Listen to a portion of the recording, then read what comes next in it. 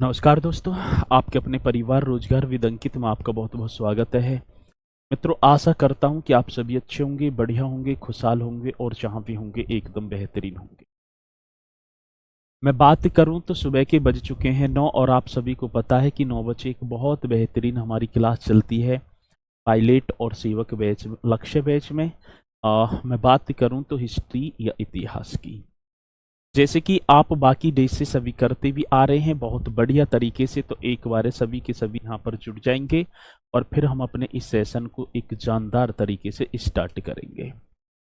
सुनील जी हमारे साथ हैं। जय श्री महाकाल सर जी, जय श्री महाकाल आपकी स्वीकार होगी। धीरज कुमार चौहान जी भी हैं, ठीक है। रितेश कुमार जय भीम आपकी स्वीकार है। अवनीश जी हैं। सेविंदर केसपाल सर को औरिया की धरती से सादर प्रणाम।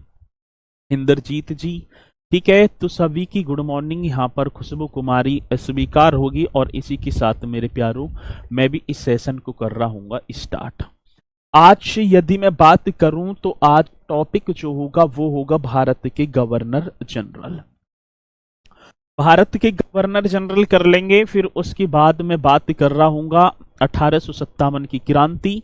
और फिर तो जो है एक एक दिन का टॉपिक है और धीरे धीरे लगभग मैं बात करूं तो जून की फर्स्ट वीक तक हमारा ये सिलेबस भी कंप्लीट हो जाएगा, ठीक है। तो सभी यहाँ और चलो बहुत बढ़िया। शिवपुर की धरती से प्रणाम, प्रणाम आपकी स्वीकार होगी। चलो तो हेडिंग आप सभी को डाल देना है। पहले बंगाल के गवर्नर जनरल, ठीक है। देखो गवर्नर जनरलों की बात चल रही है तो हम पहले हेडिंग डाल रहे होंगे बंगाल के गवर्नर जनरल।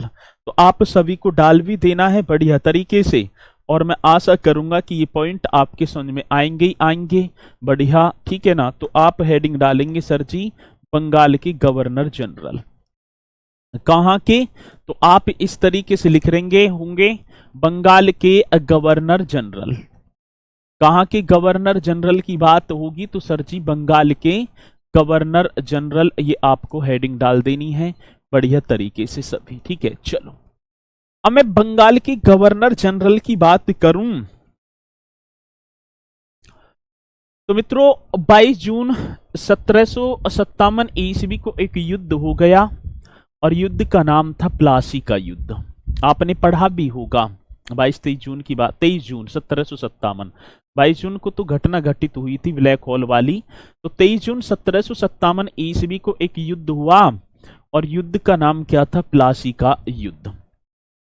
उसमें बंगाल के नवाब थे सिराजुद्दौला और मैं बात करूं तो अंग्रेज जो सेनापति था उसका नाम था रॉबर्ट क्लाइव।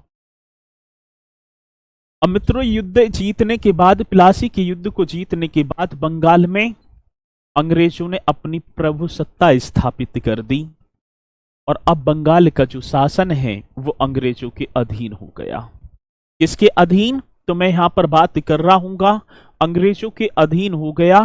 तो आप पहले हेडिंग डालेंगे सर जी, पहले तो बंगाल के गवर्नर जनरल। देखो पहले आए गवर्नर और उसके बाद आए गवर्नर जनरल। तो मैं बात करूं कि बंगाल का प्रथम गवर्नर कौन था तो आप बताएंगे सर जी रॉबर्ट क्लाइव। और बंगाल का प्रथम गवर्नर जनरल कौन था तो वॉरेन हेस्टिंग्स। तो पहले हम हेडिंग डाल रहे होंगे सर जी रॉबर्ट क्लाइव से, यहां पर हम स्टार्ट करेंगे। पहले हम स्टार्ट किससे कर रहे होंगे तो आप सभी हेडिंग डाल देंगे रॉबर्ट क्लाइव, ठीक है ना। कौन से क्लाइव की बात होगी मेरे प्यारों? तो मैं बात कर रहा हूं रॉबर्ट क्लाइव। इस तरीके से आपको हेडिंग डाल देनी है। रॉबर्ट क्लाइव की मैं बात करूं तो ये 1757 से लेकर 1760 तक, ठीक है। इसके यदि मैं समय की बात करूंगा तो आप बता रहे होंगे सर ये 1757 से और कब तक है? 1760 ईस्वी तक बना। मतलब कि 2 बार ये गवर्नर जनरल बनता है, एक 1765 से, ठीक है। एक कब होगा सर जी? आप बता रहे होंगे 1757 से 1760 और 1765 से लेकर 1765, इस तरीके से कर देना है। 1765 से 1767 तक, 1765 से 1767 ईस्वी तक। तो ये आप गवर्नर जनरल यहाँ पर लिख रहे होंगे। ये इसका कार्यकाल 2 बार कर रहा है। एक बार तो बना है सर जी कब से, 1757 से 1760, और दूसरी बार 1765 से 1767 तक। यदि मैं बात करूं तो भारत में जो ब्रिटिश शासक का वास्तविक जो संस्थापक माना जाता है, बंगाल का विभाजन हुआ, रद्दी हो गए, कैसे हुआ, 1605 में हुआ, उसमें माफी चाहूंगा 1905 में वो बंगाल का विभाजन। आगे की ज्यादा की मुंह मत करे करो, ठीक है। ये वर्ष कौन सा चल रहा है, ये 1700 चल रहा है, 1700, वो 1905 की बात है, नई नई बात ने यहाँ मत लियो, ठीक है। पहले थोड़ा सा दिमाग लगा लो चंदन पाल जी, कभी ज्यादा होशियार बन रहे हो, कर दिया दिमाग खराब सुबह स्टार्टिंग में ही। जो आगे की बात ना पता रह करे तो ज्यादा मत करे करो दिमाग, ठीक है। चलो, रॉबर्ट क्लाइव की यदि मैं बात करूं तो ये 1757 से 1760 और 65 से 67 तक, मतलब कि 2 इसके कार्यकाल रहे हैं। क्वेश्चन पूछा जाता है कि भारत के ब्रिटिश शासक का, मतलब जो ब्रिटिश जो ये शासक आ रहे हैं, इनका वास्तविक संस्थापक किसे माना जाता है, तो आप बता रहे होंगे सर जी रॉबर्ट क्लाइव को। तो लिख देना है भारत के ब्रिटिश शासक का, पहला पॉइंट आपके सामने होगा भारत के, ये क्वेश्चन अपने में बड़ा बेहतरीन होगा। भारत के ब्रिटिश शासक का, कौन से शासक की बात है, तो भारत के ब्रिटिश शासक का, कौन से शासक की बात कर रहा हूंगा, तो भारत की ब्रिटिश शासक का वास्तविक, ये आप बता देंगे किसकी बात होगी मेरे प्यारों, तो मैं बात कर रहा हूंगा वास्तविक संस्थापक। भारत के ब्रिटिश शासक का वास्तविक संस्थापक, ठीक है ना, वास्तविक संस्थापक रॉबर्ट क्लाइव को माना जाता है। किसे माना जाता है, तो हम बता रहे होंगे सर जी रॉबर्ट क्लाइव को। अपने में बड़ा बेहतरीन क्वेश्चन होगा, किसे माना जाता है, तो रॉबर्ट क्लाइव को माना जाता है। तो पहली बात तो ये होगी, यदि मैं बात करूं रॉबर्ट क्लाइव, और ये प्लासी का जो युद्ध है ना 1757 में जो हुआ है, प्लासी 1757 की बात होगी, तो आप बता रहे होंगे सर जी 1757 ईस्वी में प्लासी के युद्ध में उस सेनापति कौन था, तो रॉबर्ट क्लाइव था।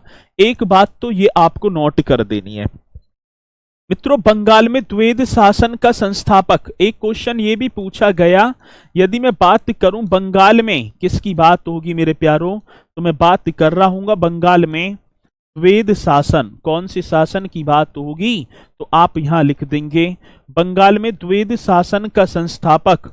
एक क्वेश्चन और बेहतरीन होगा, बंगाल में द्वैध शासन का संस्थापक, ठीक है ना, कौन था, तो एक और बात आपको लिख देनी है, बंगाल में द्वैध शासन का संस्थापक। और द्वैध शासन, एक तो शासन चलेगा ईस्ट इंडिया कंपनी के द्वारा, मैं बात करूं किसके द्वारा, ईस्ट इंडिया कंपनी के द्वारा, जो आपके मतलब कि, और एक शासन हो गया मतलब कि क्या बोलेंगे, जो गवर्नर है, ठीक है। तो 2 शासन, तो मतलब कि द्वैध शासन मतलब 2 शासनों के द्वारा चलने वाला राज्य द्वैध शासन होगा। तो आप बताएंगे बढ़िया तरीके से बंगाल में द्वैध शासन का संस्थापक कौन है, तो रॉबर्ट क्लाइव आप यहां पर बता रहे होंगे। कौन से, रॉबर्ट क्लाइव। मित्रों, एक विद्रोह हो गया था, श्वेत विद्रोह। यदि मैं बात करूं कौन से विद्रोह की बात है, तो श्वेत विद्रोह का, ये आपको लिख देना है विद्रोह का दमन। यदि मैं बात करूं कौन से विद्रोह की बात होगी, तो आप बता रहे होंगे सर श्वेत विद्रोह का दमन किसने किया था, रॉबर्ट क्लाइव ने। यह भी अपने में बड़ा जानदार क्वेश्चन होगा। यदि मैं बात करूं श्वेत विद्रोह का दमन किसने, रॉबर्ट क्लाइव ने। और कंपनी के जो कर्मचारियों द्वारा निजी व्यापार व रिश्वत पर रोक लगाने के लिए एक सोसाइटी ऑफ ट्रेड की स्थापना भी इन्होंने की है। यदि मैं बात करूं किसके, जो कंपनी के जो कर्मचारी हैं, वो जो निजी व्यापार पर जो रोक लगा देते थे, उन पर मतलब कि रिश्वत वगैरह जो लेते थे, उन पर रोक लगाने के लिए इन्होंने एक जो है ट्रेड सोसाइटी की स्थापना भी की है। तो ये भी क्वेश्चन हमसे पूछा जाता है, और जब पूछा जाएगा तो आप बताएं कंपनी के कर्मचारियों द्वारा निजी व्यापार व रिश्वत पर, तो ऐसे लिखना है सर जी किसकी बात होगी, तो कंपनी के, बड़ा बेहतरीन क्वेश्चन होगा, कंपनी के व्यापारियों बड़ा सुंदर सा, बड़ा बेहतरीन सा क्वेश्चन होगा। आपको बताना है किसकी बात है सर, कंपनी के व्यापारियों द्वारा निजी व्यापार व रिश्वत पर। किस पर? कंपनी के व्यापारियों द्वारा निजी व्यापार, मतलब कैसे व्यापार की बात है सर, तो आप बताएंगे निजी व्यापार। ठीक है सर जी, लिख ही देना है निजी व्यापार व मैं बात करूं किस पर सर जी, रिश्वत पर। ठीक है, निजी व्यापार व रिश्वत पर रोक लगाने के लिए, क्या लगाने की बात है, निजी व्यापार व रिश्वत पर रोक लगाने के लिए। ठीक है, क्या लगाने की बात है सर, रोक लगाने के लिए। अब इसने जो कंपनी के व्यापारी और जो भी हैं उन पर सोसाइटी ऑफ ट्रेड की स्थापना की थी। ठीक है, रोक लगाने के लिए सोसाइटी ऑफ, ये आपको लिख देना किसकी बात होगी मेरे प्यारो, सोसाइटी ऑफ ट्रेड की स्थापना की। सोसाइटी ऑफ किसकी बात है सर जी, ट्रेड की स्थापना की थी। सोसाइटी ऑफ ट्रेड की स्थापना की किसने की है, तो आप इस क्वेश्चन का भी जवाब मुझे देंगे, बढ़िया तरीके से स्थापना की थी। आ रही है बात समझ में? चलो, तो क्वेश्चन क्या होगा, कंपनी के व्यापारियों द्वारा निजी व्यापार व रिश्वत पर रोक लगाने के लिए सोसाइटी ऑफ ट्रेड की स्थापना किसने की थी, तो आप बताएंगे सर जी रॉबर्ट क्लाइव ने। और एक और, कंपनी का सैनिक और असैनिक सुधार करने का श्रेय जो कंपनी के एक तो सैनिक और एक असैनिक दोनों के मध्य सुधार करने का जो श्रेय भी किसे जाता है, रॉबर्ट क्लाइव को जाता है। तो ये क्वेश्चन हमसे पूछे जाते हैं और जब पूछे जाएंगे तो आप निश्चित तौर पर क्वेश्चन का जवाब भी हमें दे पा रहे होंगे। ठीक है, तो यहां तक ये होगा आपका रॉबर्ट क्लाइव। अब इसी के साथ मेरे प्यारो एक और मैं बात बताऊं, इसी के बाद एक और गवर्नर आता है जिसका नाम होगा सर जी हॉलवेल।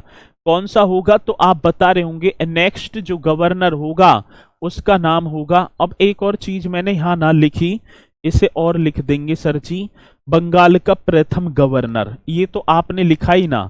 यदि मैं बात करूं किसकी बात होगी सर, तो आप बता रहे होंगे बंगाल का, हाँ जी, प्रथम गवर्नर कौन था। फर्स्ट गवर्नर यदि मुझसे पूछा जाएगा कि बंगाल का प्रथम गवर्नर, तो आप बता रहे होंगे बंगाल का प्रथम गवर्नर रॉबर्ट क्लाइव था।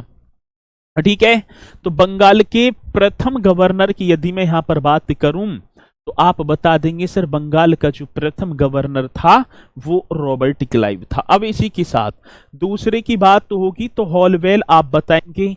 दूसरा जो गवर्नर आया है उसका नाम होगा मेरे प्यारो हॉलवेल, ये कर देना है। कौन सी वेल की बात होगी, हॉलवेल। अब ये फरवरी कब का महीना होगा, फरवरी 1760 ईस्वी की बात होगी। फरवरी, ठीक है ना, फरवरी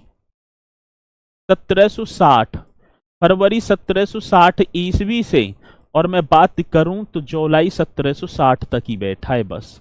फरवरी 1760 ईस्वी से जुलाई 1760 ईस्वी तक गद्दी पर बैठेगा और नाम क्या होगा सर जी, हॉलवेल। नाम क्या होगा, हॉलवेल, ये आप बता देंगे। फरवरी 1760 से जुलाई 1760 तक। ठीक है, इसका बस ये एक कार्यवाहक गवर्नर के रूप में इसका कार्य रहा। तो कैसा रहा है सर जी, ये कार्यवाहक रहा है। ठीक है, चलो, एसेंट हिस्ट्री है और एंसेंट कौन सी, ये मॉडर्न हिस्ट्री चल रही है। ठीक है, एंसेंट ना चल रही है। चलो, इसी के साथ तो तीसरा जो आता है होगा वेंसी, ऐसे लिखना है, वेंसी टार्ट। कौन सा, अगला जो गवर्नर जनरल होगा उस गवर्नर जनरल का नाम होगा वेंसी टार्ट। और ये मैं बात करूं तो ये 1760 से लेकर और 1765 ईस्वी तक गद्दी पर बैठता है। ठीक है ना, अब 1760 से लेकर और 1765 तक वेंसी टार्ट, ये आप बता रहे होंगे। और क्लाइव के दोनों कार्यकालों के बीच, ठीक है ना भाई, मैं बात करूं जो 1760 से और 1765 तक, मतलब कि 65 के बाद जो 5 वर्ष का जो अंतर है ना, इन दोनों कार्यकालों के बीच कौन आया है, वेंसी टार्ट। तो क्लाइव के दोनों कार्यकालों के बीच वेंसी टार्ट बंगाल का गवर्नर बना था। ठीक है ना, ये भी क्वेश्चन पूछ लिया जाता है कि रॉबर्ट क्लाइव के दोनों कार्यकालों के बीच बंगाल का गवर्नर कौन बना था, तो वेंसी टार्ट आप बता रहे होंगे। ये भी अपने में बड़ा जानदार क्वेश्चन होगा और आपको बताना तो होगा सर जी किसकी बात होगी। तो आप लिख देंगे क्लाइव के, रॉबर्ट क्लाइव है ना, हाँ जी, क्लाइव के दोनों कार्यकालों के बीच, कौन से कार्यकालों के बीच बात होगी, तो क्लाइव के दोनों, हाँ जी, कार्यकालों के बीच। इस तरीके से आपको लिखना है, क्लाइव के दोनों कार्यकालों के बीच। मोस्ट इंपोर्टेंट क्वेश्चन आपके सामने होगा और बताना है कि क्लाइव के दोनों कार्यकालों के बीच गवर्नर जनरल कौन बना था, तो माफी चाहूंगा, गवर्नर कौन बना था, वेंसीटार्ट, ऐसे लिख देना है। क्लाइव के दोनों कार्यकालों के बीच वेंसीटार्ट बंगाल का गवर्नर बना था। कहाँ का सर जी, तो आप लिख देंगे बंगाल का गवर्नर बना था, गवर्नर बंगाल का गवर्नर बना था। तो पहला पॉइंट तो ये आपको छाप ही देना है बढ़िया तरीके से। यदि मैं बात करूं क्लाइव के दोनों कार्यकालों के बीच वेंसीटार्ट बंगाल का क्या बन गया, गवर्नर बना था। एक पॉइंट ये आपका होगा। अब मैं बात करूं सर जी, वेंसीटार्ट ने 1760 ईस्वी में मीर कासिम को बंगाल का नवाब बनाया था।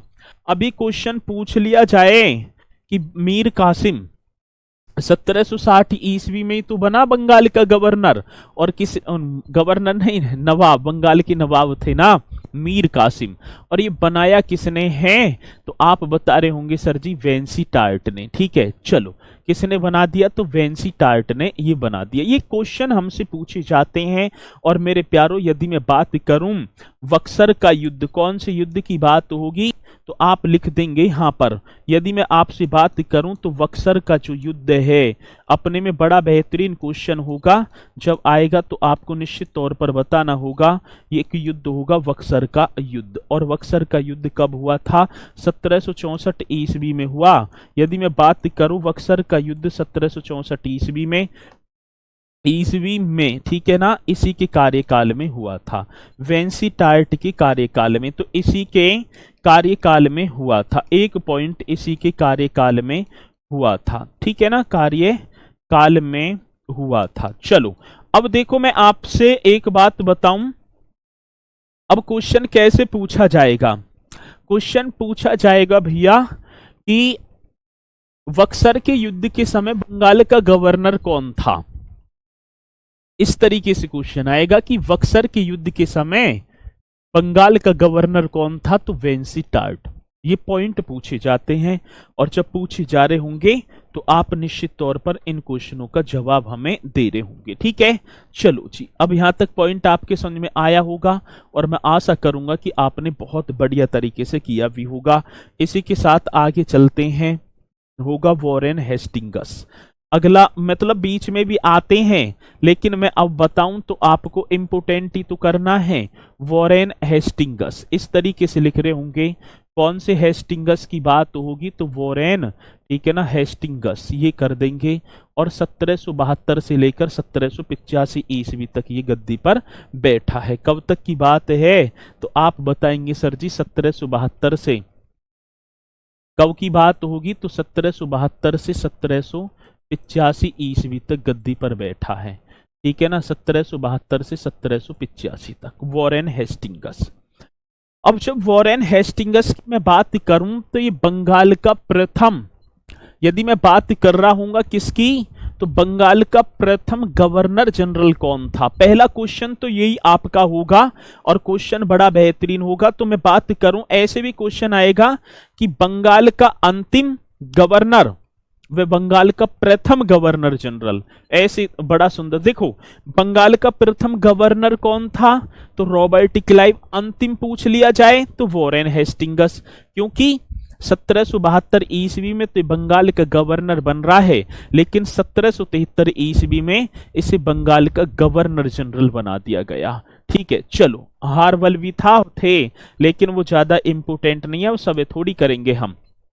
चलो तो मैं बात यहीं लिख दूं, बंगाल का प्रथम, सर जी माफी चाहूंगा, बंगाल का अंतिम गवर्नर। कौन सी गवर्नर की बात होगी, तो बंगाल का अंतिम, ठीक है, बंगाल का क्या होगा, अंतिम गवर्नर। तथा अब एक और यहीं पॉइंट लिख देना, बंगाल का अंतिम गवर्नर तथा क्या होगा सर जी, बंगाल का, ये लिख देना है, बंगाल का प्रथम गवर्नर जनरल। अपने में बड़ा बेहतरीन क्वेश्चन है। बंगाल का प्रथम गवर्नर जनरल, मतलब कि देखो जनरल शब्द लग गया। बंगाल का प्रथम तो अंतिम तो गवर्नर था, लेकिन बंगाल का प्रथम गवर्नर जनरल मेरे प्यारो वॉरेन हेस्टिंग्स था। कौन से हेस्टिंग्स की बात होगी? तो मैं बात कर रहा हूँ वॉरेन हेस्टिंग्स। हेस्टिंग्स था, ये भी आपको बताना है। वॉरेन हेस्टिंग्स था। बंगाल की मैं बात करूं तो बंगाल का प्रथम 1785 या 1772, 1772 से बैठा है और 1785 तक, ठीक है। अब मैं बात करूं आपकी जो बंगाल का ये अंतिम गवर्नर, मतलब कि 1772 में तो गवर्नर बन के आया था, 1772 में, ठीक है। लेकिन मैं बात करूं और गवर्नर जनरल बना है 1773 में, ठीक है, 1773। अब देखो, अब यहां दोनों पॉइंट आपको नोट कर लेने। 1773 से लेकर 1785 तक तो रहा है ये बंगाल का गवर्नर जनरल, ठीक है, 1773 से 1785। और 1772 में आया था गवर्नर बन के। मात्र गवर्नर जनरल जो बना है वो 1773 में बना है, ठीक है। यहां तक पॉइंट आपके समझ में आ गया?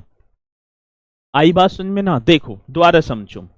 बंगाल का प्रथम गवर्नर कौन था? तो रॉबर्ट क्लाइव। बंगाल का अंतिम गवर्नर कौन था? तो वॉरेन हेस्टिंग्स।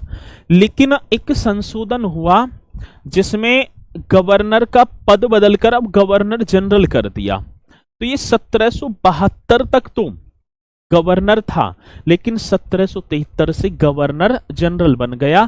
तो आप बताएंगे सर जी 1773 से 1785 तक ये रहा था बंगाल का गवर्नर जनरल। ये आपको बताना है, बहुत बेहतरीन क्वेश्चन था और आपने बताया। यहां तक मैं आशा करूंगा कि ये पॉइंट भी आपकी समझ में आया होगा। आगे चलो भैया।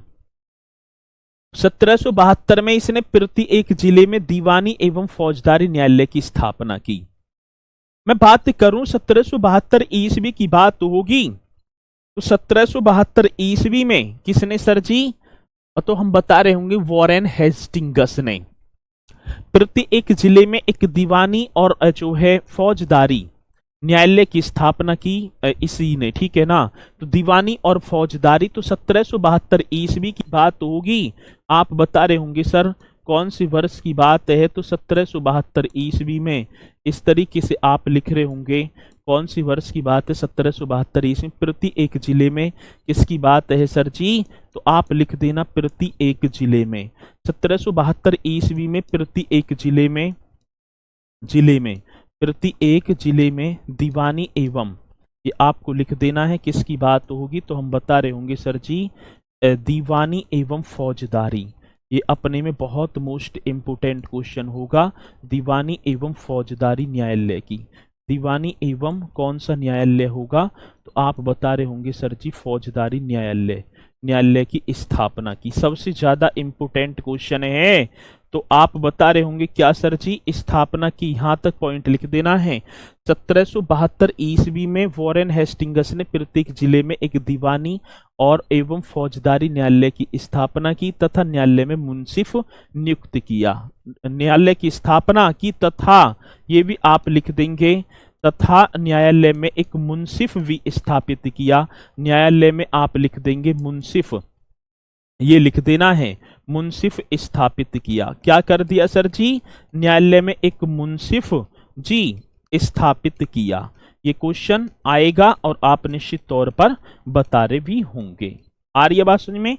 चलो जी, स्थापना की तथा न्यायालय में एक मुंसिफ स्थापित किया। अब मैं बात करूं सर जी इजारेदारी प्रथा की शुरुआत।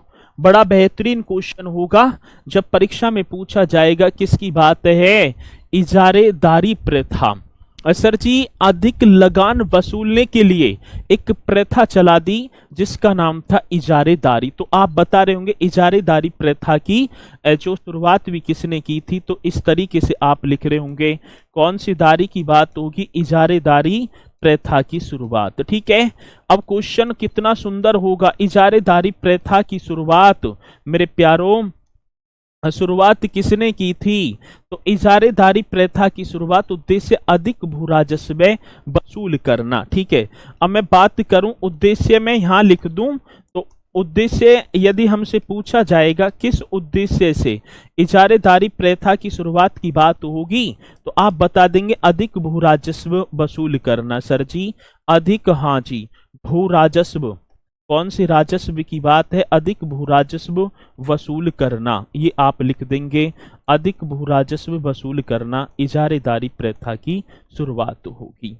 तो ये क्वेश्चन अपने में मोस्ट इंपोर्टेंट बन जाता है, अधिक भू राजस्व वसूल करना इजारेदारी प्रथा। अब इस प्रथा में क्या था? पंचवर्षीय ठेके की व्यवस्था थी।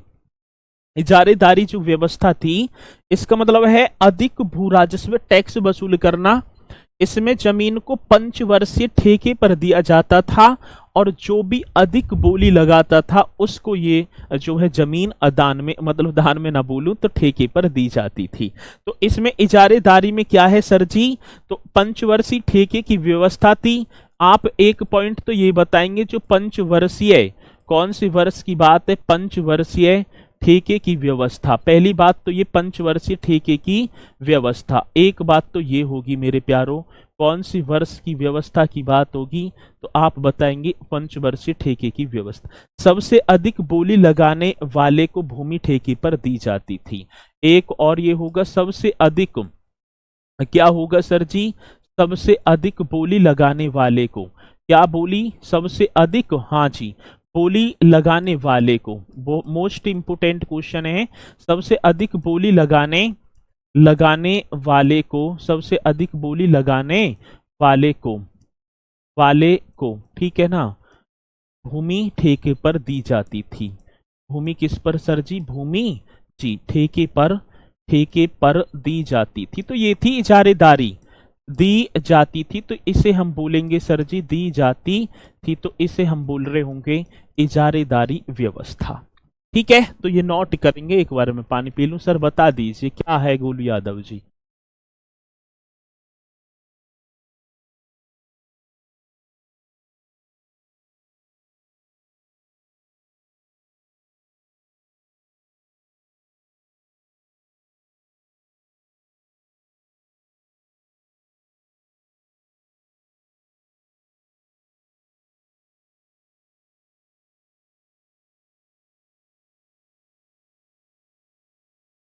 झारखंड के बारे में बेसिक जानकारी बता दीजिए, गोलू कह रहे हैं। भैया बेसिक ना सारी जानकारी बताऊंगा, बस इस हिस्ट्री समाप्त होने दो। हिस्ट्री की क्लास जैसी समाप्त होगी तो सारी की सारी जो है जानकारी आपको उपलब्ध करा दी जाएगी, चिंता करने की जरूरत नहीं है। और जून तक हम कर भी लेंगे, ठीक है।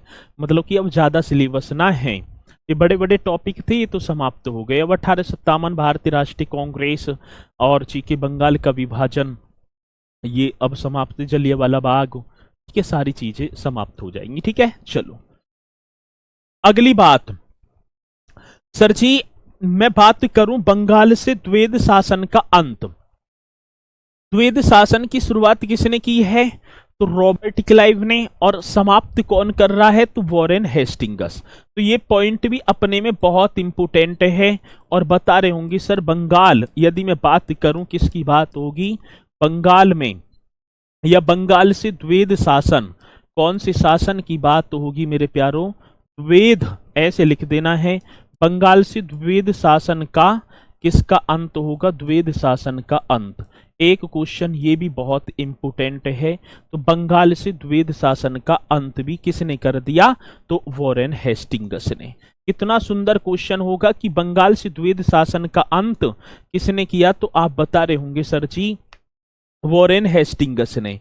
और मैं बात करूं कलकत्ता में जो 1774 में रेगुलेटिंग एक्ट ना आया, 1773 में किसके समय आया था?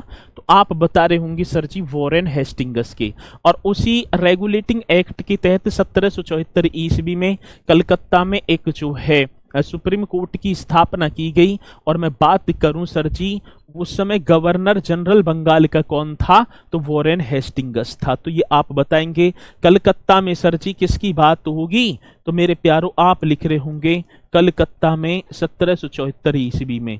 कलकत्ता में कौन सी वर्ष की बात है, 1774 ईस्वी में। कलकत्ता में 1774 ईस्वी में सर्वोच्च न्यायालय की स्थापना। कौन से न्यायालय की बात है, तो सर आप बता रहे होंगे सर्वोच्च न्यायालय की स्थापना। तो इस तरीके से आप बता देना सर्वोच्च न्यायालय की स्थापना। बड़ा बेहतरीन क्वेश्चन होगा और आएगा तो आप निश्चित तौर पर बता रहे हुए होंगे।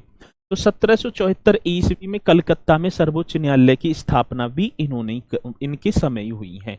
एक और पॉइंट हमसे पूछा जाएगा, प्रथम आंग्ल मराठा युद्ध कौन सा है सर जी, एक और आपको बताना है प्रथम आंग्ल कौन सा है, प्रथम आंग्ल मराठा युद्ध। ये भी क्वेश्चन अपने में बड़ा जानदार होगा।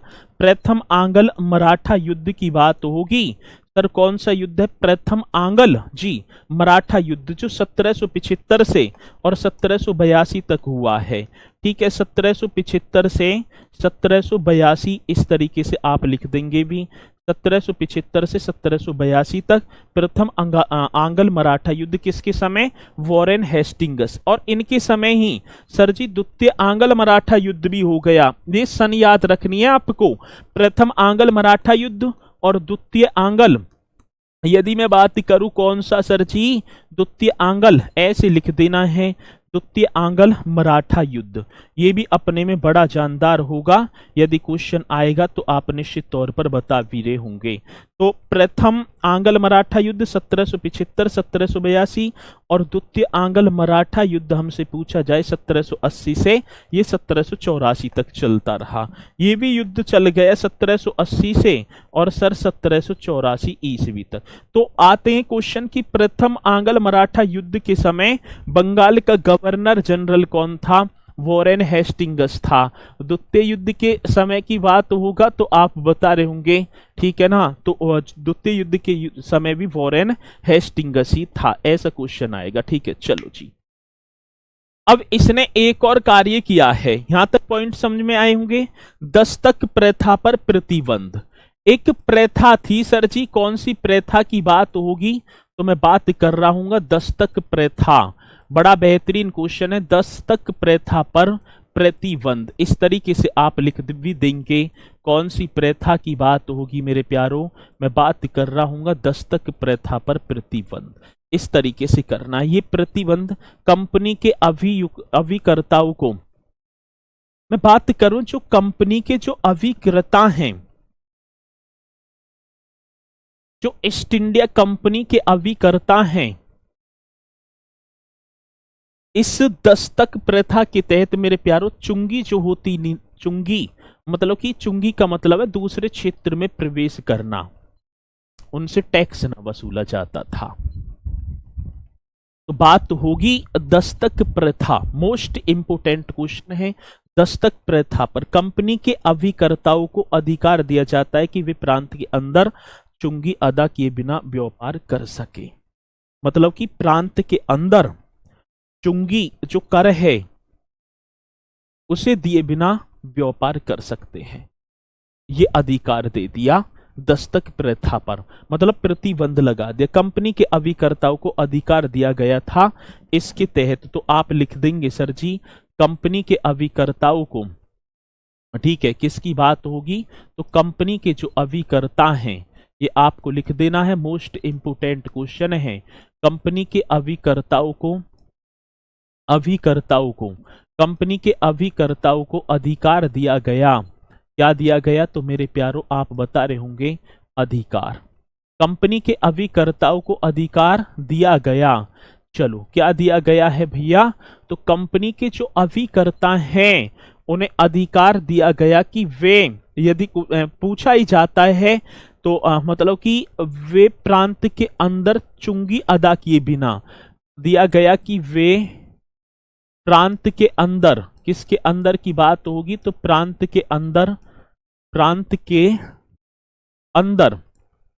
लिख देना है, प्रांत के अंदर चुंगी अदा किए या चुंगी कर, ऐसे में लिख दूं टैक्स अदा किए बिना, क्या किए बिना भैया, अदा जी सर, किए जी सर बिना, ठीक है ना। चुंगी कर मतलब कि अदा किए बिना व्यापार कर सकते हैं। क्या कर सकते हैं मेरे प्यारों, व्यापार कर सकते हैं।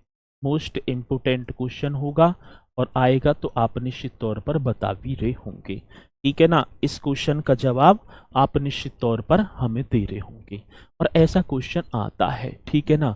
चलो, तो ये भी क्वेश्चन आए तो निश्चित तौर पर आप इस क्वेश्चन का जवाब भी हमें देंगे।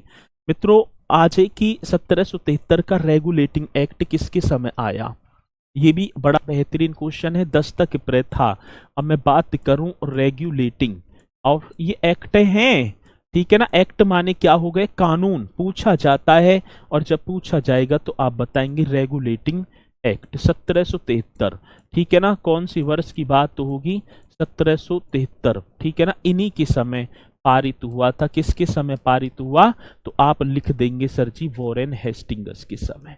एक और 1784 का पिट्स इंडिया एक्ट भी आप बताएंगे सर जी। यदि मैं बात करूं 1784 का, इस तरीके से लिख देना है 1784 का पिट्स इंडिया एक्ट, कौन सा, पिट्स इंडिया एक्ट हो, ये भी अपने में बड़ा बेहतरीन क्वेश्चन होगा। 1784 का पिट्स इंडिया एक्ट भी एक्ट पारित, ठीक है।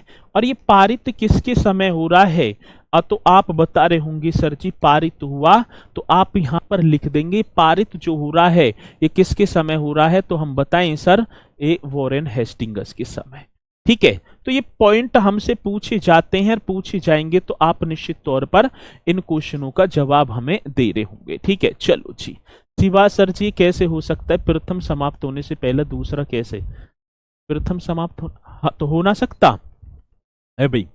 यदि मैं वर्ष की बात करूं, अब युद्ध तो चल रहा है वो दूसरे राजा से, ये दूसरे राजा से है। प्रथम आंग्ल मराठा युद्ध, द्वितीय भी स्टार्ट हो गया, यही था। तो ये भी आप बताएंगे, क्वेश्चन आएगा तो आप निश्चित तौर पर बता रहे होंगे। देशी रियासतों के प्रति रिंग फेंस की नीति की शुरुआत, रिंग फेंस, ये था रिंग फेंस, ये भी अपने में बड़ा बेहतरीन क्वेश्चन होगा।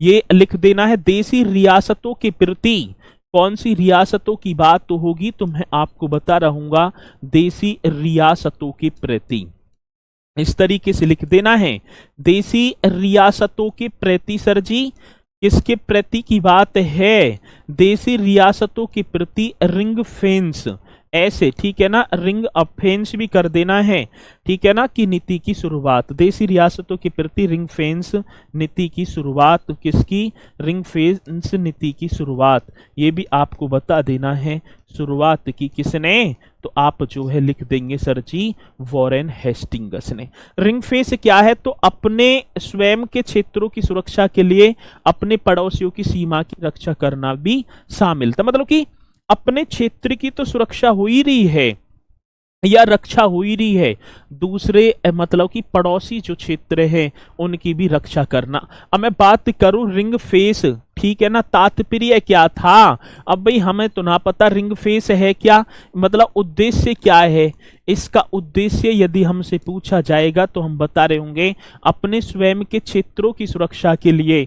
यदि मैं बात करूं अपने, क्या होगा सर जी, अपने स्वयं के, ठीक है ना, ऐसे लिख देना अपने जी स्वयं के, मतलब अपने जो स्वयं के क्षेत्रों की सुरक्षा के लिए, अपने स्वयं के क्षेत्रों की, जी सर क्षेत्रों की क्या होगा, तो आप बता रहे होंगे सुरक्षा के लिए, अपने स्वयं के क्षेत्रों की सुरक्षा के लिए, सुरक्षा के लिए अपने पड़ोसियों, अपने के लिए, अपने ऐसे लिखना है पड़ोसी, अपने क्या होगा सर जी, पड़ोसी क्षेत्रों की या पड़ोसी सीमा, सीमा बोल दो या सीमाओं की रक्षा करना है, क्षेत्र, पड़ोसी सीमाओं की रक्षा करना, पड़ोसी सीमाओं की क्या होगा सर जी, सीमाओं की रक्षा करना, ये था रिंग फेंस। अब मैंने एक एक पॉइंट आपको क्लियर करता चला हूं। इजारेदारी प्रथा क्या थी, दस्तक क्या था, रिंग फेंस क्या थी, तो अपने स्वयं के क्षेत्रों की सुरक्षा के लिए अपने पड़ोसी सीमाओं की रक्षा करना, रिंग फेंस जो है ये नीति लेकर आया। तो ये क्वेश्चन हमसे पूछे जाते हैं, और जब पूछे जा रहे होंगे तो हम बताएंगे। आगे चलो भैया, अब इसी के साथ सर जॉन मैकफरसन एक और गद्दी पर बैठेगा, नाम क्या होगा? अब तो ये दूसरा गवर्नर जनरल होगा सर, ठीक है ना। इस तरीके मतलब कि लिख ही देना जॉन मैकफरसन, सर जॉन इस तरीके से लिखेंगे। और कौन होगा सर जी? मैकफरसन ऐसे लिख देना है, सर जॉन मतलब कि सर जॉन मैकफरसन, ये आपको लिख देना है। और इसके समय की मैं बात करूं तो 1785 से 1786 तक मात्र गद्दी पर बैठा है, ठीक है। ये गद्दी पर तो आप बताएंगे 1785 से, और वर्ष कौन सा होगा? 1786 ईस्वी तक ये गद्दी पर बैठेगा, और नाम होगा सर जॉन मैकफरसन। काम तो इसका कुछ नहीं है, बता दीजिए। मैं पूछूं, क्या पूछ रहे पुष्पेंद्र जी? सर क्लास चल रही है, ये रिवीजन क्लास चल रही है, चलो बहुत बढ़िया। तो ये भी आपको बताना है। अब इसी के साथ एक और आता है कार्नवालिस। कार्नवालिस आपने पढ़ा होगा, तीसरा आ जाओ भैया। मैं बात करूं लॉर्ड कार्नवालिस की, तो इस तरीके से आप लिख देंगे कार्नवालिस। और कार्नवालिस से संबंधित क्वेश्चन भाई साहब मोस्ट इंपोर्टेंट हैं। यदि मैं कार्नवालिस की बात करूं तो ये 1786 से लेकर 1793 तक गद्दी पर बैठा है।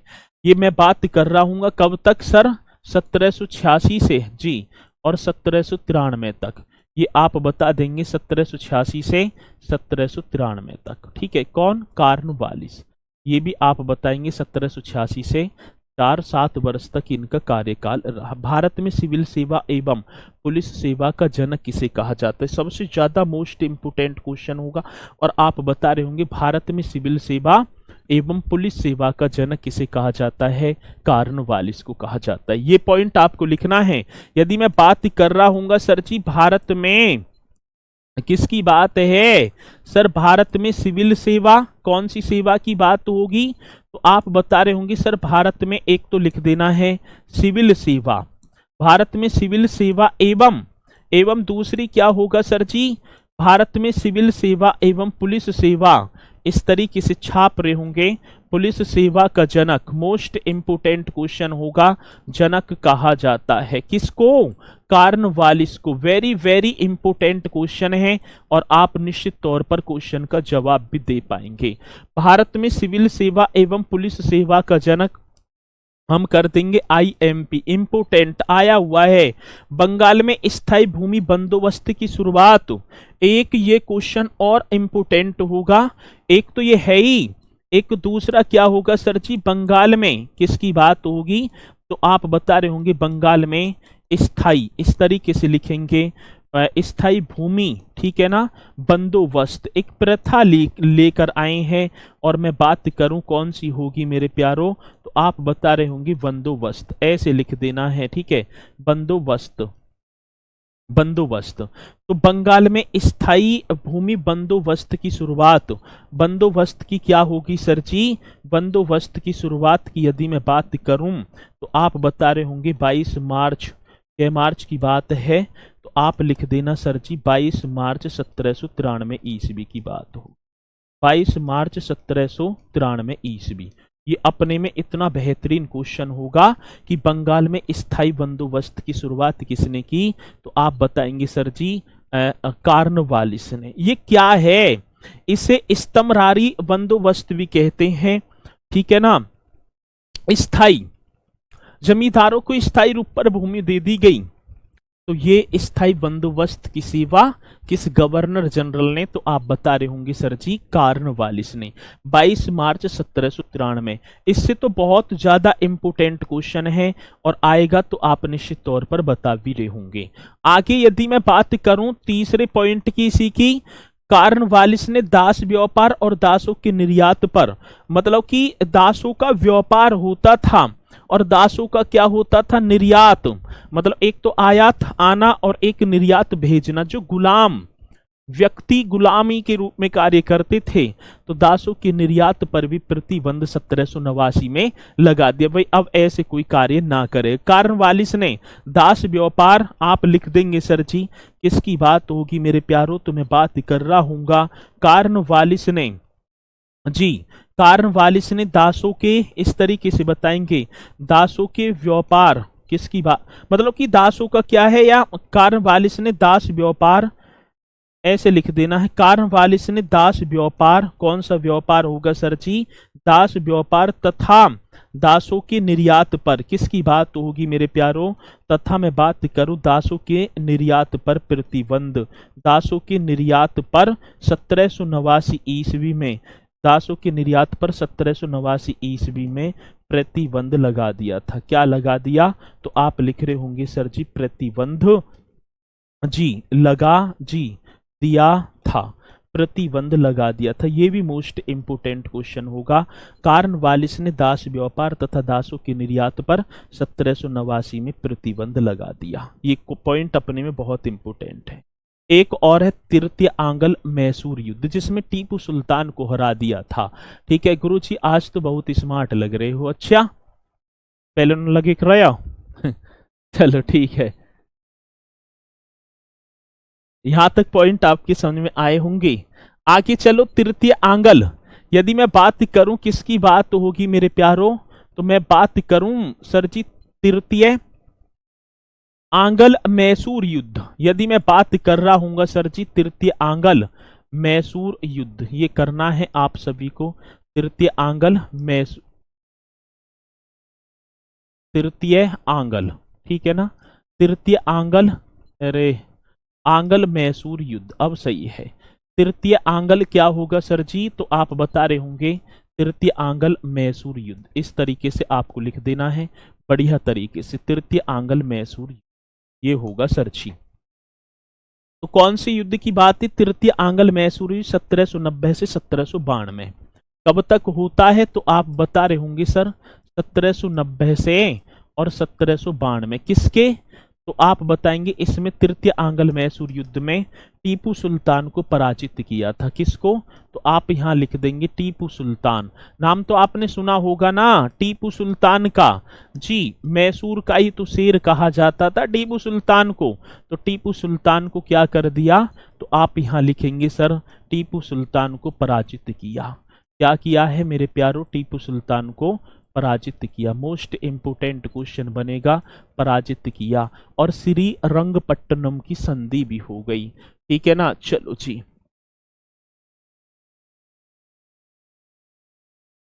बहुत बढ़िया, ठीक है। चलो, यदि मैं बात करूं तो अब एक और बात होगी, श्री रंगपट्टनम की संधि अभी हो जाती है, आप लिख देंगे नोट करके।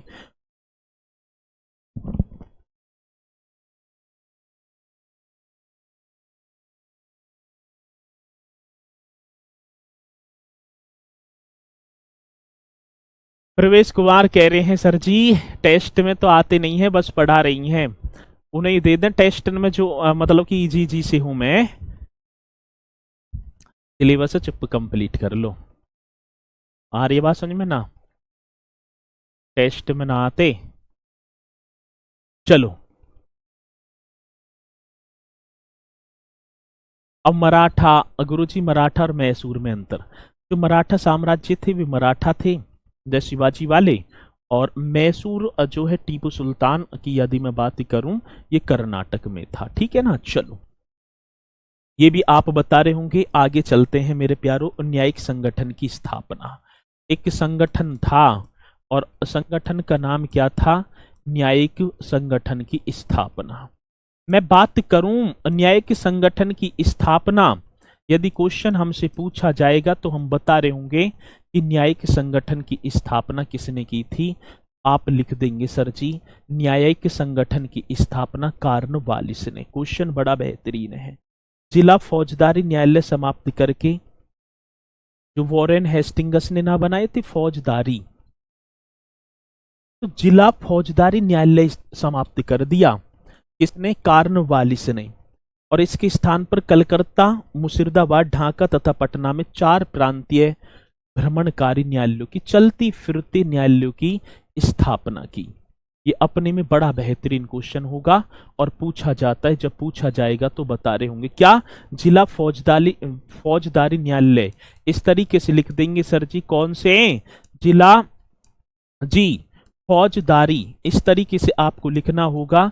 जिला फौजदारी न्यायालय, जिला फौजदारी न्यायालय समाप्त कर दिए। न्यायालय क्या कर दिया मेरे प्यारों? समाप्त करके उनके स्थान पर, समाप्त करके, ठीक है ना, उनके स्थान पर, उनके स्थान पर। मतलब कि जो जिला न्यायालय है ना, ये मतलब फौजदारी, यदि मैं बात करूं जिला फौजदारी जो न्यायालय हैं, ये क्या करके? समाप्त करके उनके स्थान पर कलकत्ता, ठीक है, स्थान की बात होगी सर जी। तो आप बता रहे होंगे, एक तो नाम आप पढ़े होंगे कलकत्ता, ठीक है जी। दूसरा नाम क्या होगा? मुर्शिदाबाद, ठीक है ना। कौन सी वाद की बात होगी? मुर्शिदाबाद, ये आप लिखेंगे मुर्शिदाबाद। ढाका व मेरे प्यारों, ढाका व मैं बात करूं पटना, इस तरीके से लिख देना है। कलकत्ता, मुर्शिदाबाद, ढाका व पटना में, ठीक है ना। 4 प्रांतीय भ्रमणकारी पटना में, तो आप लिख देंगे सर जी 4 प्रांतीय, कितने प्रांतों की बात होगी मेरे प्यारों? 4 प्रांतीय भ्रमणकारी अदालतों की स्थापना की। 4 प्रांतीय भ्रमणकारी या न्यायालयों की स्थापना की। भ्रमणकारी यदि मैं बात करूं, इसकी स्थापना कर दी न्यायालयों की मेरे प्यारों, न्यायालयों की स्थापना की। तो ये क्वेश्चन स्थापना की पूछे जाते हैं, और जब पूछे जाएंगे तो आप निश्चित तौर पर बता भी रहे होंगे। जिला फौजदारी न्यायालय समाप्त कर दिया, कलकत्ता, मुर्शिदाबाद, ढाका व पटना में इनकी स्थापना कर दी। भारत में जिला न्यायाधीश, मुंशी मजिस्ट्रेट के पदों का सृजन। जिले का जो न्यायाधीश होता है, आपने देखा होगा, यदि मैं बात करूं कि भारत में जिला न्यायाधीश एवं मुंसिफ मजिस्ट्रेट के पदों का सृजन किसने किया था? तो कॉर्नवालिस ने किया था। यह भी क्वेश्चन अपने में बड़ा बेहतरीन होगा। भारत में जिला न्यायाधीश एवं, ये लिख देना है, किसकी बात है सर जी? तो आप बता रहे होंगे भारत में, ठीक है। एक तो जिला न्यायाधीश, ये छाप ही देना है कौन सी न्यायाधीश की बात होगी मेरे प्यारों। मैं बात कर रहा हूं भारत में जिला न्यायाधीश तथा मैं बात करूं मुंसिफ, ऐसे कर देना मुंसिफ। मजिस्ट्रेट कौन सा होगा सर जी? एक सेकंड, यहां लिखना मुंसिफ मजिस्ट्रेट, ऐसे लिखेंगे। कौन सी स्टेट की बात होगी? मुंसिफ मजिस्ट्रेट। तो भारत में जिला न्यायाधीश व मुंसिफ मजिस्ट्रेट के पदों का सृजन किसकी बात होगी मेरे प्यारों? पदों के सृजन की बात होगी। मुंसिफ मजिस्ट्रेट के पदों का सृजन। भारत में जिला न्यायाधीश तथा मुंसिफ मजिस्ट्रेट के पदों का सृजन किसने किया था? कॉर्नवालिस ने किया था। ये भी पॉइंट आपको लिख देना है, किसने किया मेरे प्यारों? कॉर्नवालिस ने किया था। आएगा क्वेश्चन तो आप निश्चित तौर पर क्वेश्चन का जवाब मुझे दे पाएंगे। तो ऐसा क्वेश्चन भी हमसे पूछे जाते हैं। और कॉर्नवालिस के कार्यकाल में चलती फिरती अदालतें स्थापित की गई थी। कॉर्नवालिस, ठीक है ना। तो आप बताएंगे कि कॉर्नवालिस के कार्यकाल में मतलब चलती फिरती अदालतों की स्थापना। क्वेश्चन बड़ा बेहतरीन होगा, तो आप लिख देंगे सर जी चलती फिरती। वैसे तो ऊपर लिख भी गया, लिख दिया ही, ये क्वेश्चन होगा ना। ढाका में भ्रमणकारी, भ्रमण माने चलती फिरती न्यायालयों की स्थापना की गई। तो ये भी आप बता रहे होंगे। इसी के साथ सर जी कॉर्नवालिस, इसकी मृत्यु हो जाती है। और मैं बात करूं कॉर्नवालिस की जो समाधि है, ये सबसे ज्यादा इंपोर्टेंट क्वेश्चन होगा, कॉर्नवालिस की समाधि। तो ये बंगाल का मैं बात करूं एकमात्र गवर्नर जनरल होगा जिसकी समाधि भारत में स्थित है। और भारत में भी उत्तर प्रदेश का एक जनपद होगा गाजीपुर। ये अपने में बड़ा बेहतरीन क्वेश्चन होगा। आता है क्वेश्चन की कॉर्नवालिस की समाधि कहाँ स्थित है? तो गाजीपुर। और गाजीपुर कहाँ पड़ता है मेरे प्यारों? तो मैं बात कर रहा हूँ सर जी गाजीपुर आपका उत्तर प्रदेश में होगा। अब इसी के साथ सर जॉन शोर आएगा गद्दी पर, ठीक है ना। अगला जो गवर्नर जनरल होगा sir John Shore, sir John Shore, ये आपको बताना है। सर जॉन शोर, इस तरीके से लिख देंगे, जो 1793 से 98 तक गद्दी पर बैठेगा। 1793 से सर जी, और वर्ष होगा 1798, और इसे कर रहे होंगे हम कल बढ़िया तरीके से। तो आप सभी बढ़िया बेहतरीन तरीके से अपनी तैयारी को बनाए रखें, टॉप तरीके से यहीं से, ठीक है ना। कल मिलते हैं और करेंगे बहुत बढ़िया तरीके से अपने इस टॉपिक को। मैं बात करूं तो बहुत हिस्ट्री गवर्नर जनरल में ही समाप्त हो जाएगी, ठीक है। तो सभी को चिंता ना करने। यदि 2 दिन हम देखो, अभी कोई एग्जाम तो है ना, यदि हम इसी तरीके से 2 दिन लेट भी हो गए और करते चले हाथ के माध्यम से बढ़िया से, तो उसमें कोई दिक्कत ना होगी, ठीक है। और यदि आप अफरा तफरी करोगे तो फिर मैं भी चीज़ें न छोड़ूं, तो उसमें कोई फायदा भी ना है। बस थोड़ा सा, ठीक है ना, बस थोड़ा सा धैर्य सभी को रखना है, सारी चीजें बहुत बढ़िया होती हमारी चलेंगी, ठीक है। चलो, हम गाजीपुर से ही हैं, विशाल गुप्ता जी, अमित कुमार यादव, सूरज सिंह, रितीश कुमार, छोटू, आशुतोष, सभी बहुत बढ़िया तरीके से आप तैयारी में लगे हुए हैं, ठीक है। तो इसी के साथ मेरे प्यारों, मैं अपनी वाणी को दे रहा हूँ विराम, तो सभी बोलेंगे जय हिंद, जय भारत।